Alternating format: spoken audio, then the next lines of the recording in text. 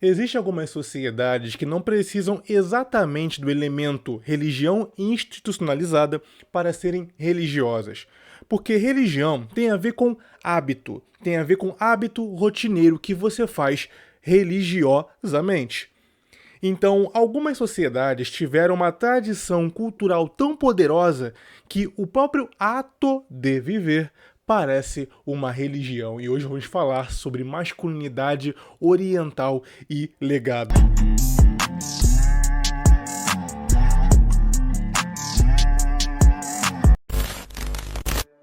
Diz o livro Bushido que cada ferramenta, cada katana, espada longa japonesa, é feita para um samurai.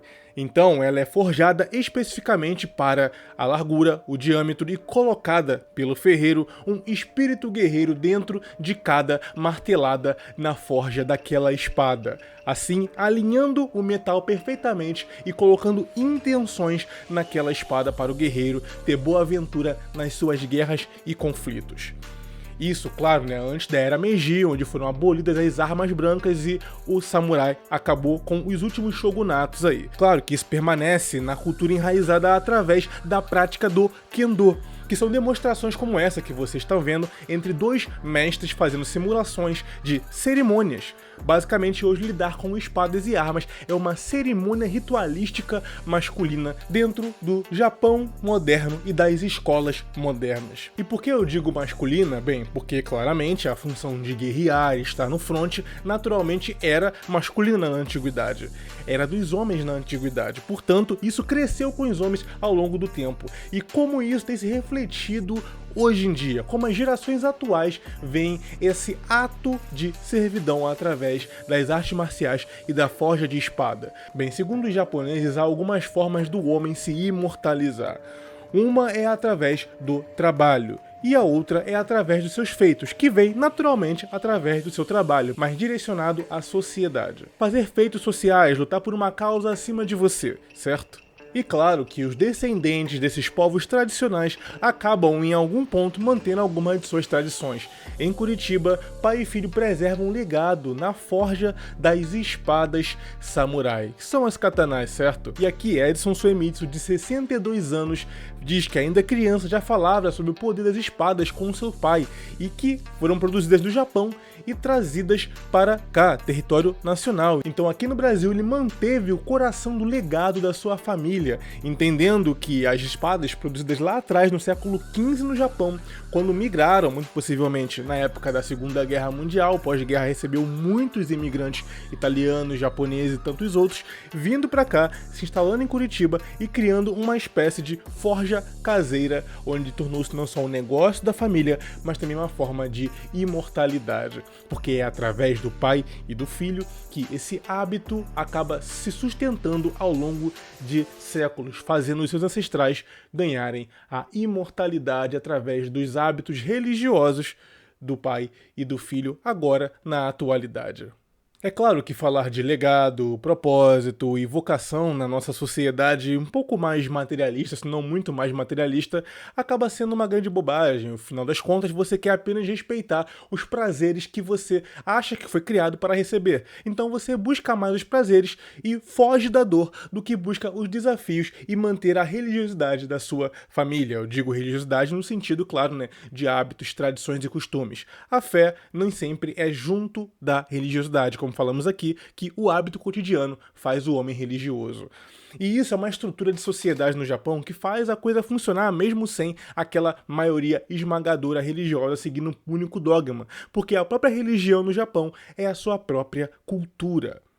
É um povo extremamente religioso, no sentido de acordar cedo, disciplinar-se, trabalhar, falar pouco, servir.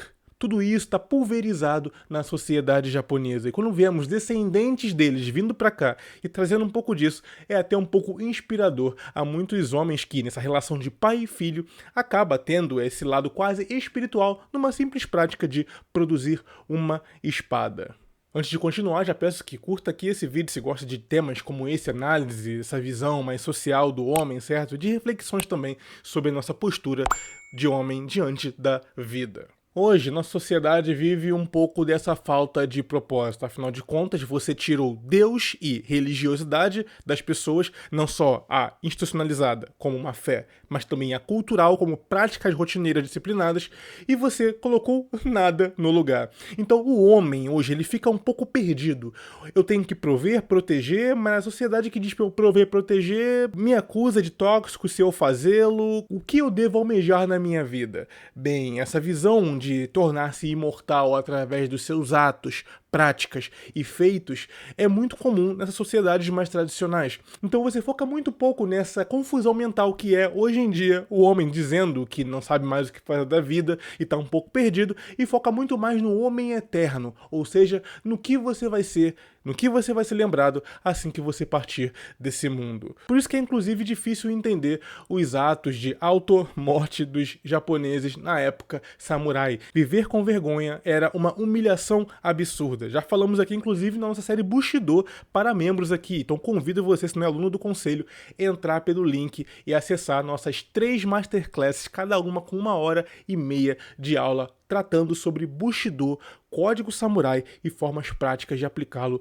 na sua vida. Interessantíssimo, recomendo demais. Mas voltando aqui, eu falei nessa série Bushido que o homem oriental, ele é diferente do ocidental, porque enquanto aqui nós damos um estalo de insight sobre a vida, a epifania nossa é através da culpa interna de ter feito algo, lá no Oriente, o homem oriental, ele é movido pela vergonha. Olha só, culpa é algo interno, vergonha é algo social. Então, enquanto aqui você ora no privado com os pecados que você cometeu e tudo mais, lá você é alvo de vexame social caso você tenha sido envergonhado e humilhado. Essa é uma visão diferente de sociedade, então tem que entender a mente do homem japonês apenas para pegar essa lição importante. Então, antes morrer do que viver com vergonha. É pesado, eu sei. Inclusive, os seus atos públicos envergonham o nome da sua família, coisa que hoje, instituição familiar, né, e todo esse respeito hierárquico com pai, mãe e o seu sobrenome que você carrega é jogado de lado, não importa. Inclusive, muitos se expõem na internet de forma vexatória, achando que estão apenas envergonhando a si mesmos, sendo que qualquer homem oriental diria: cara, você não está envergonhando só a você mesmo quando você se expõe seminu na internet, quando você é alvo de alguma polêmica ou de escândalos de corrupção ou algo assim. Não. Você está envergonhando os seus ancestrais e o seu sobrenome. E esse é um peso absurdo. Tem uma frase de Miyamoto Musashi que ele diz: seja o homem mais forte na sua linhagem sanguínea. E, claro, né, uma frase punchline para a provocação de que você deve se preocupar em ser um homem posturado, porque você não carrega só o seu destino nas costas, você carrega também a imagem da sua família, o legado da sua família. Como você se porta socialmente? De maneira tosca, né, autoexibida, arrogante e egocêntrica, performática, memificada?